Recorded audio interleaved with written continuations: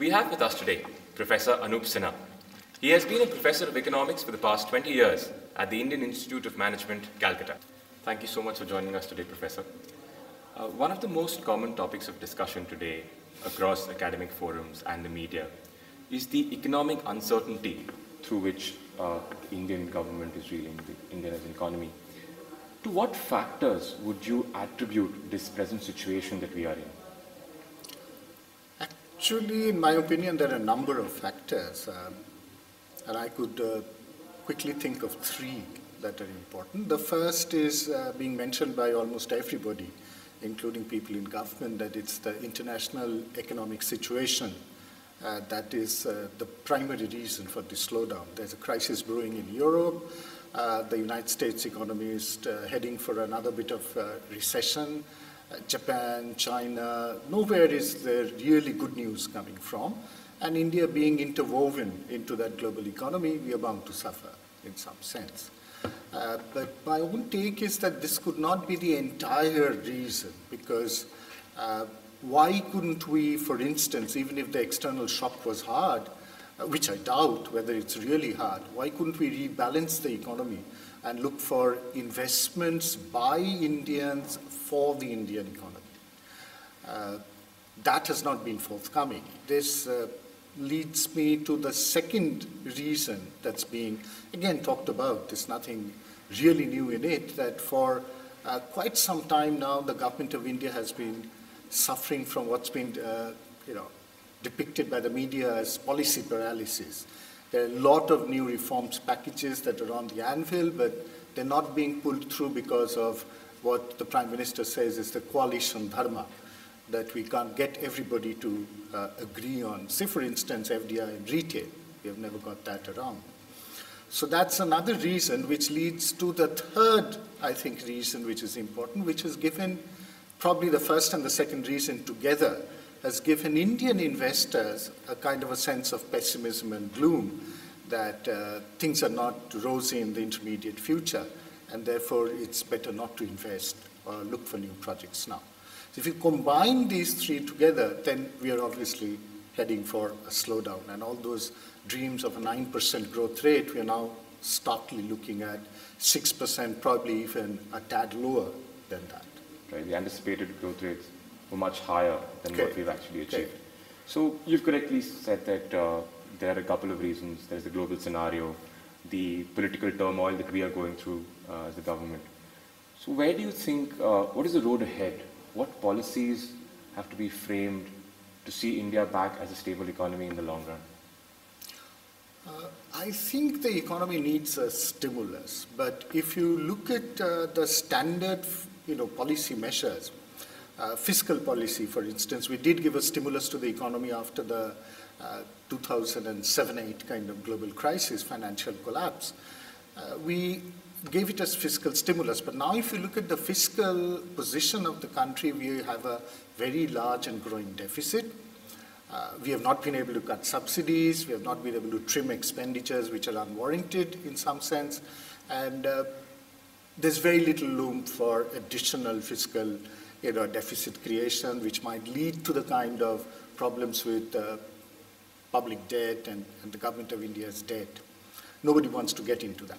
The second would be monetary policy. There's some room to bring down interest rates. There's been quite a bit of clamor for the RBI to cut rates, but if you see that they're taking conservative position for the simple reason that inflation is still very high, and if by cutting interest rates, inflation gets a boost in that process, there's more liquidity in the system, and you get more,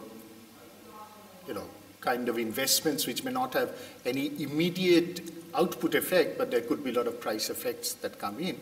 That would be unwarranted, and that's perhaps the reason why RBI is hanging on and holding on to its position of a relatively conservative stance.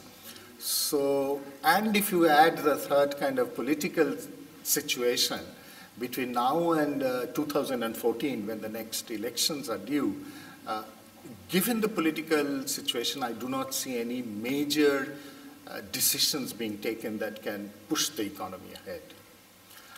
But if you ask me, the Prime Minister, of course, has now taken over. There's a lot of expectation. He's taken over the Finance Ministry. And people are sort of looking up to him to bring about the magic of 1991.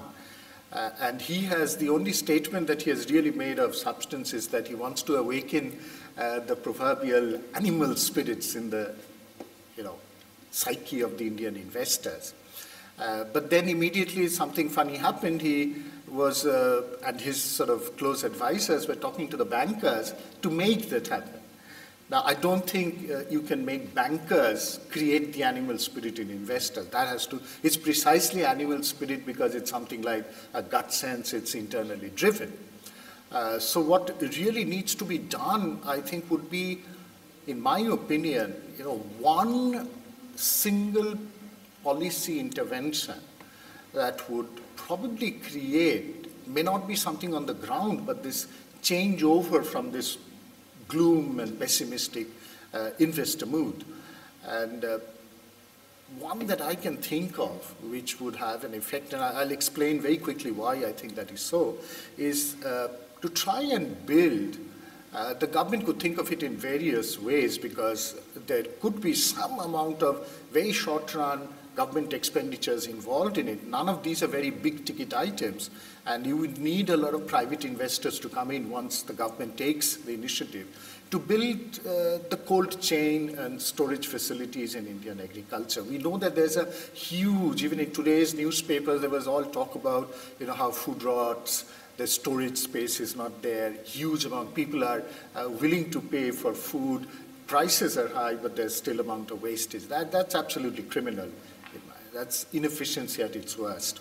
So if we could create that, tempo, as it were, to boost the economy through creation of a cold chain, it would have a number of effects. It would have some effect on manufacturing industry, you require the kind of hardware.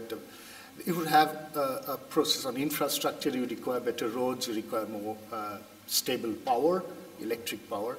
And it would also be a very, very great sort of boost to Indian agriculture. You would be able to preserve more food.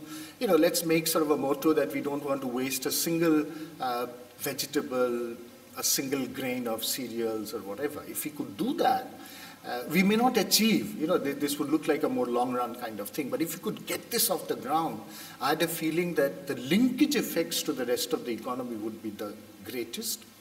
And just the fact that the government is taking the lead in getting this going, and if you can think this is basically a decentralized all-India kind of a change that you're looking at, and so you could get a lot of small players coming up with, filling in the gaps, as it were, of a little bit of transport here, a little bit of storage there, and that's going to create an enormous amount of impact, I think, in turning around this mood, and that's the critical thing.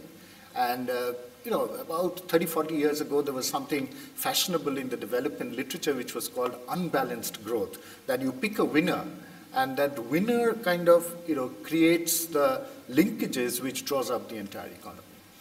And I have a feeling if the Prime Minister could think of one such thing, this is just one example, which I feel very strongly about, if they could bring about, then you could get, the animal spirits going, as it were.